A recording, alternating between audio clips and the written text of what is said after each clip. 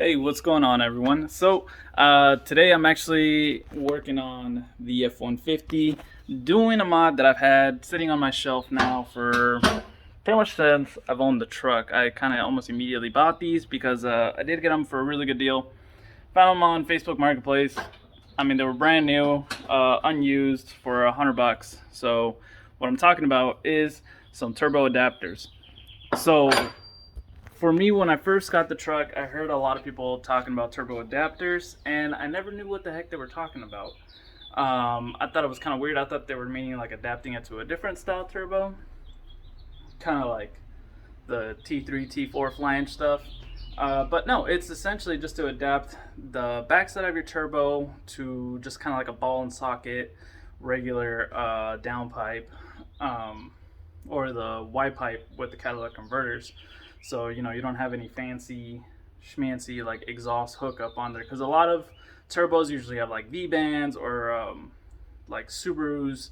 They have that crazy weird oblong opening on the back of the turbo, and that's how the Fords are. So that's what these are. So these turbo adapters are made by AMS. I believe these are the biggest ones on the market. So I already have my factory ones removed. So these are the factory turbo adapters, and you can kind of see just like how wide the opening of the back of the turbo is compared to the outlet side, and how it kind of adapts a flat surface to a little bit of a ball and socket surface. Now these were incredibly worn out. You could tell that someone put some kind of sealant on there. See if the camera picks it up. See how there's just a giant chunk chewed out of it. Again, these do have probably are the original ones to the truck. They're covered in soot. They're gross. So I already have mine removed. Now, before I show you, I guess, how the turbos look, I'll show you a couple of the tools that are extremely necessary to removing these. Big one that I don't have right now is just some kind of penetrating oil. You want to soak these. I think I started soaking mine for like at least a straight week, and even then, like, it's not a guarantee that they're gonna soak all the way through, but you might just get lucky and it might help. But the biggest tool that you need is this. This is a stud removal.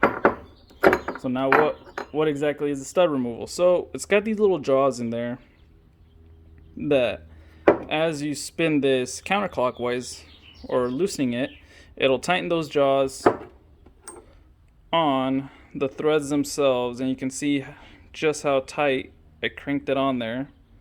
Now I do have brand new replacement bolts or studs, just because I knew these jaws were probably going to be a little bit rough, and I heard of them snapping.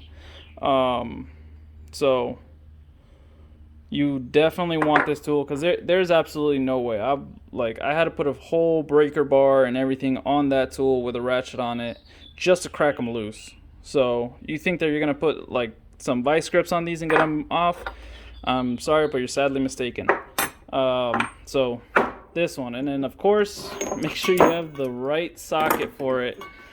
This is a 36 millimeter socket, which I don't even think is the correct one.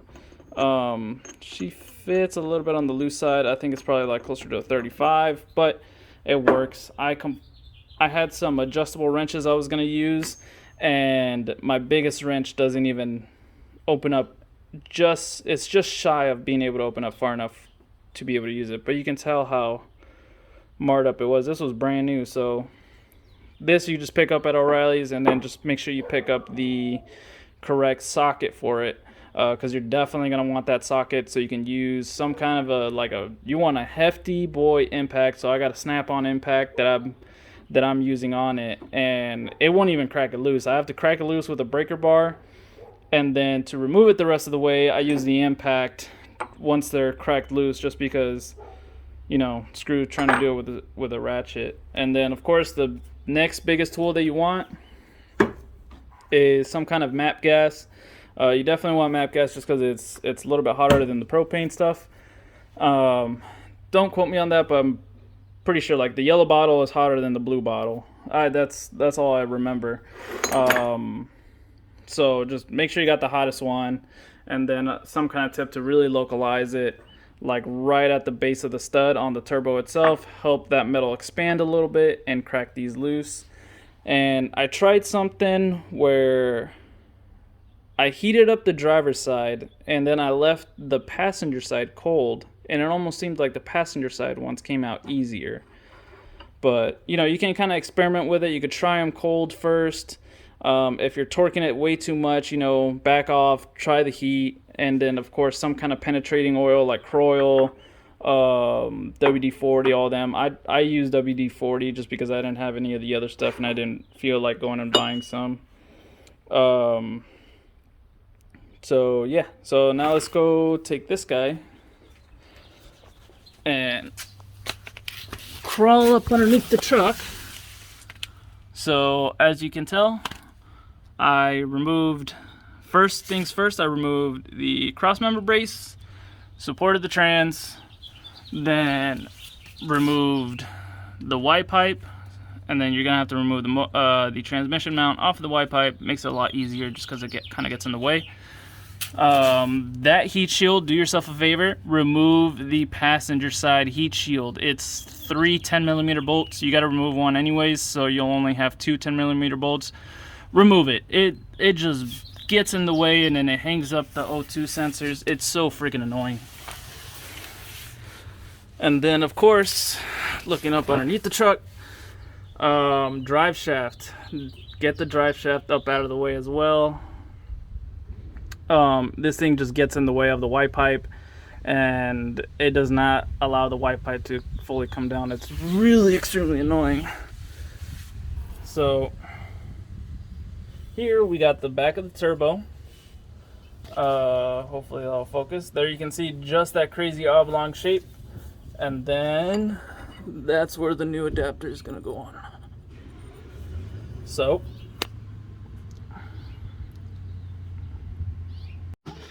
I know I'm kind of muggy like crazy right now, so super dirty. So yeah, so that's kind of like just a little bit of a quick walkthrough of what you want to remove. Some people kind of just remove the wheels and do them from the side and kind of knock the Y pipe loose a little bit just to give them a little bit of gap, but they say it takes them roughly 3 hours. I think I've been out here for about an hour, hour and a half, so I guess I'm at the halfway point. I think it's much easier if you just remove the freaking Y pipe. So first things first, remove the drive shaft, remove the cross member, then just pull the Y pipe out with that passenger side heat shield. You'll thank yourself, your past self, a ton when you got all that space to work with, and then especially if you got the tool to properly clamp down on those studs and use some kind of leverage to break them loose. And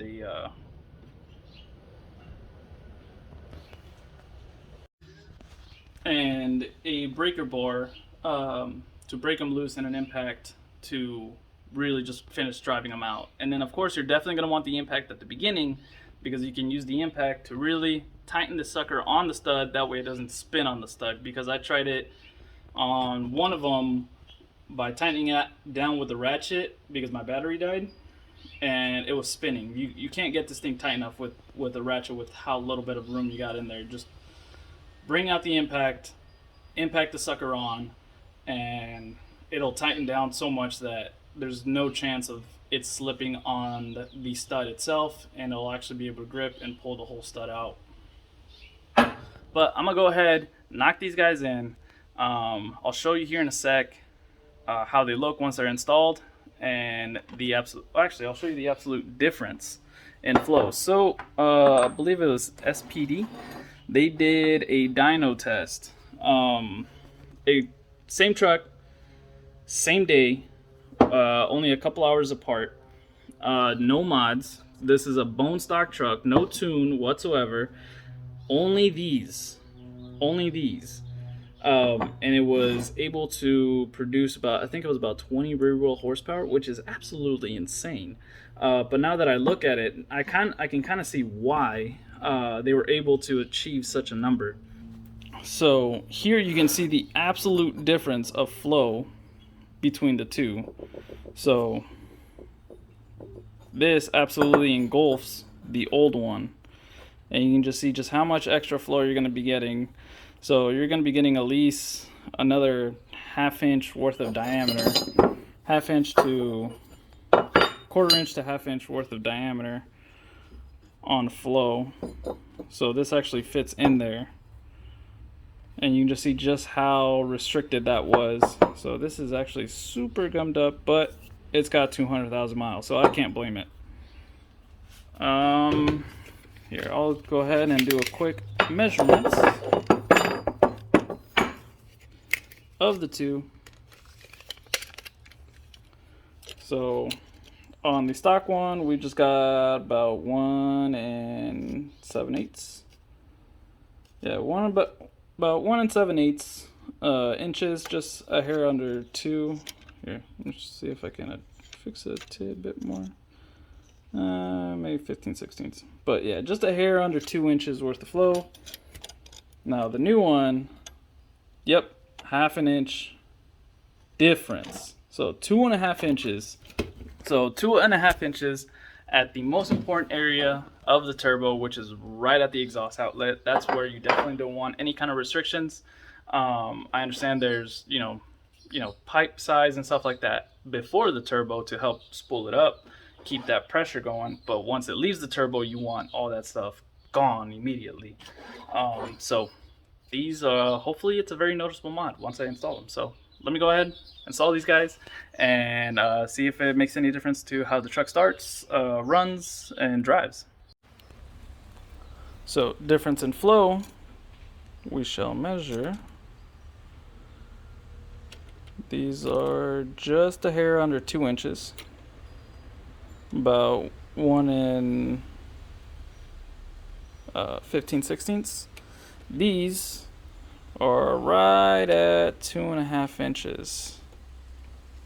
So you gained an entire 1/2 inch worth of diameter in these, and then just another way to show visual representation is you're gaining this much flow.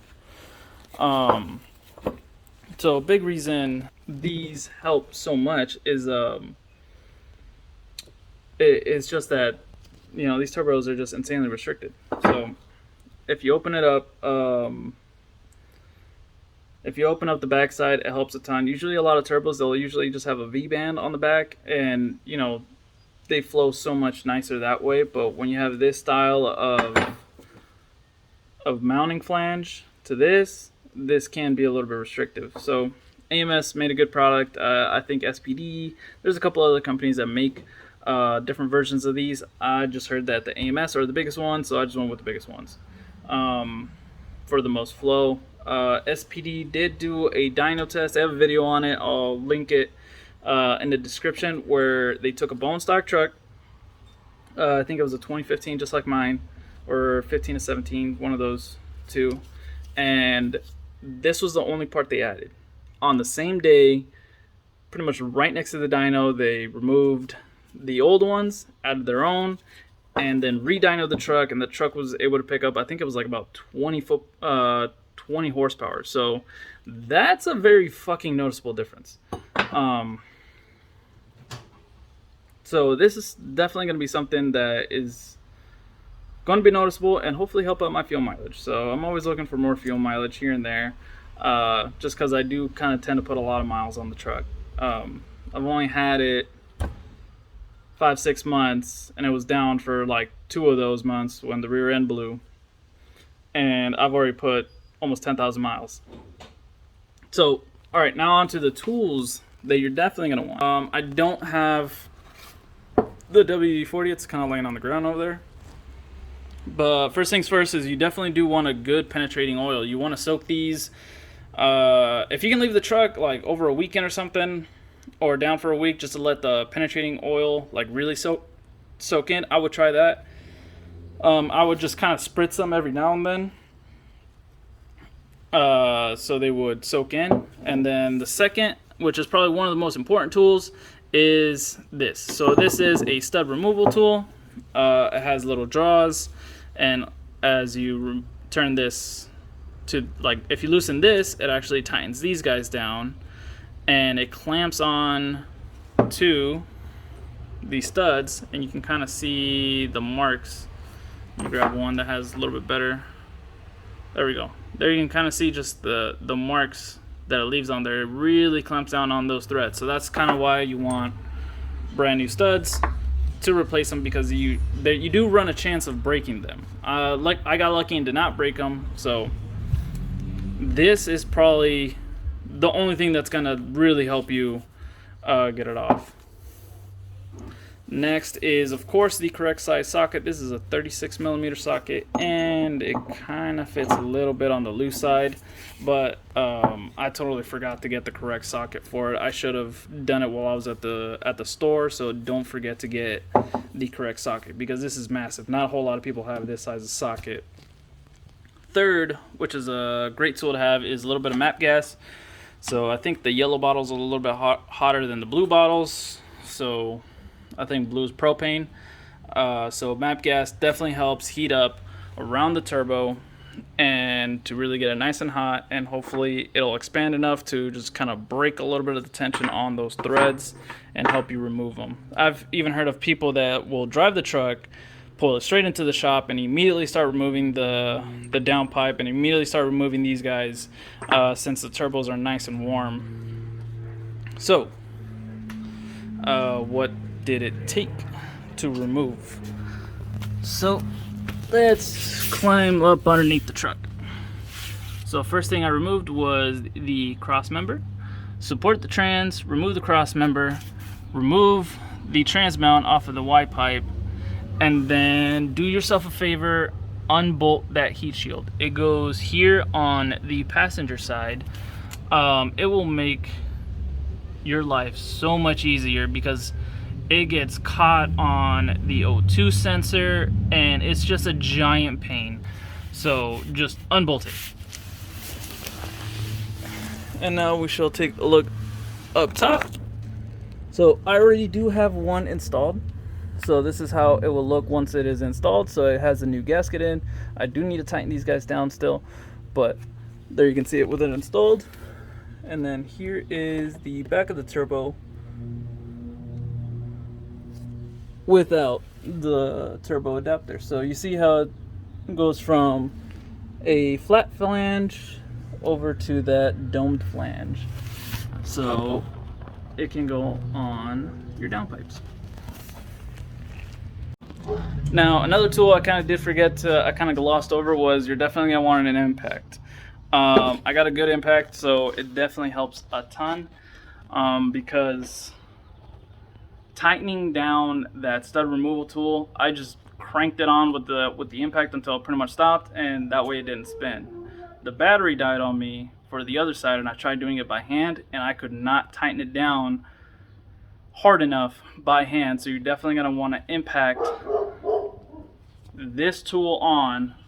So this top part is what controls the jaws. You want to impact that on to the studs so you have the best bite possible. Then get your big ass socket and a breaker bar, break it loose, and then use the impact to drive it the rest of the way out. You have plenty of space in there with a couple extensions and with the impact to just zip them out. It helped me a ton to do it that way, and hopefully it helps you guys. So I'm actually gonna go ahead take a pizza break since my pizza's here, and before it gets cold I'm gonna eat something because I have not ate anything all day, and then I'm gonna keep going on this truck. Cool. So got the truck all buttoned up. I still gotta tighten a few more bolts on the drive shaft, but they're actually very difficult to get to because they're on the top. I'm actually just going to go ahead, roll the truck back, should spin the drive shaft a little bit and get them to an easier spot. But let's go ahead, do the first start. Should be pretty much relatively cold start on her. Actually, I'm not going to be able to do it with the hood open, so let's close the hood. See if she'll work.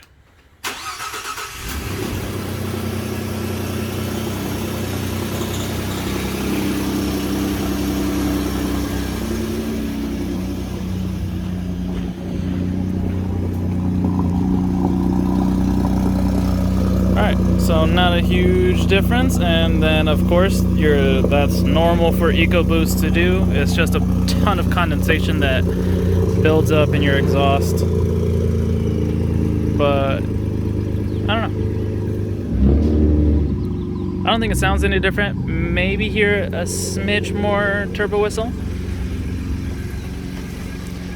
but no crazy exhaust leaks. So it looks like I got those clamps on just right.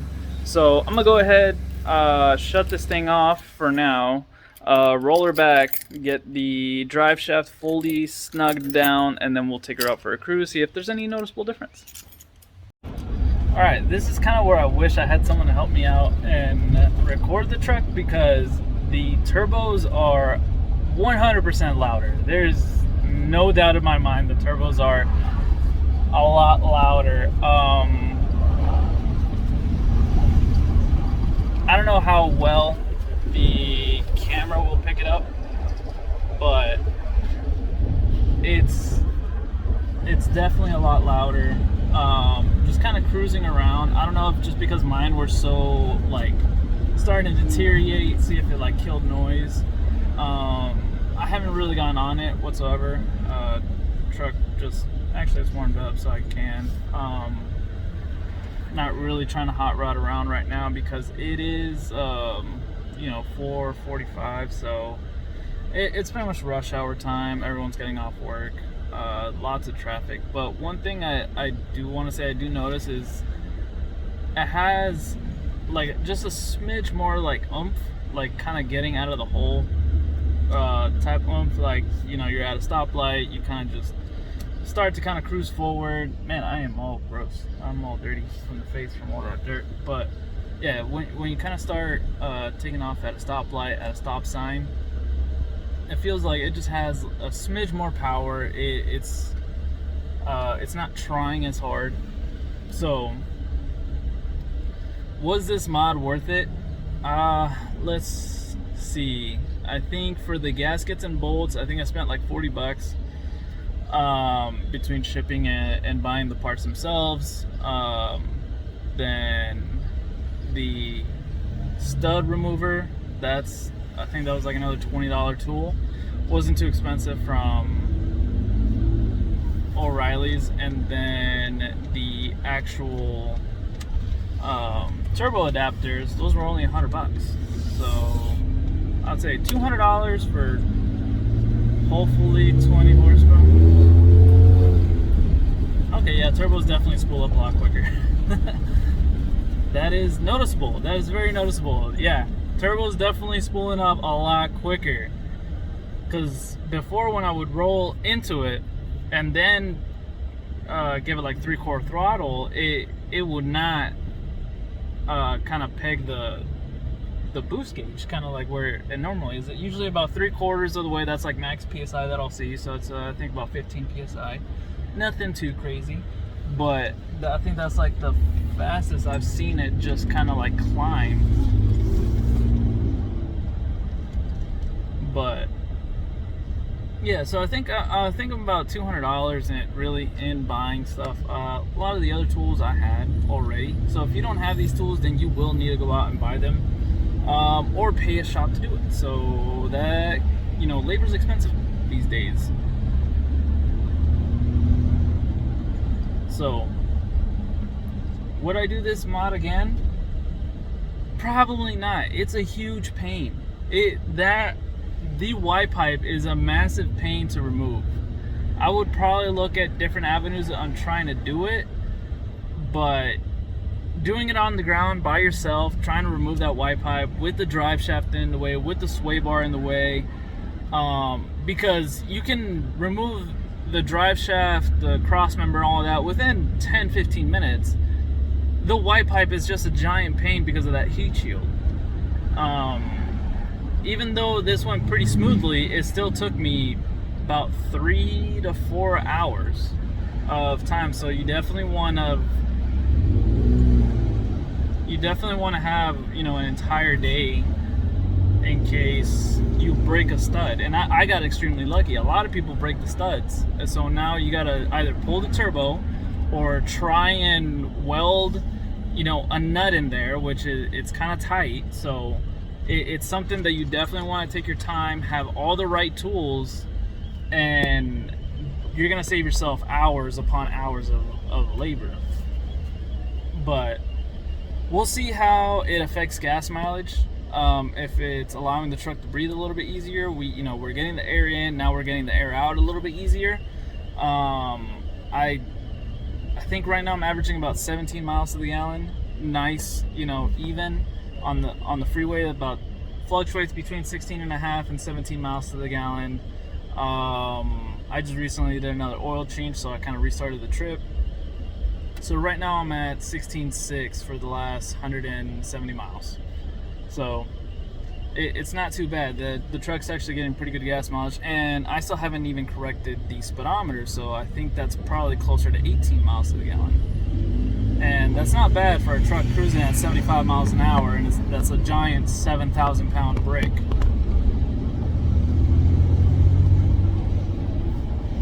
But I don't know. Let me know what you guys think. Would you guys do this? If you've done it before, did you notice anything different with the truck? I'm definitely noticing a little bit of power, a little bit more response. It's definitely noticeable, especially right now. That's kind of like late in the afternoon. It's kind of hot, but still cool at the same time. And then turbo whistle out the exhaust, for sure I'm noticing a ton of. Before I was thinking that maybe my turbos were kind of going out, but because I heard that the 15s are super loud if you put an exhaust on it, and I put the cap back on there and I didn't hear jack shit. But now I'm actually it's a lot more noticeable. So it's got that nice hint of something whenever you're cruising the truck around.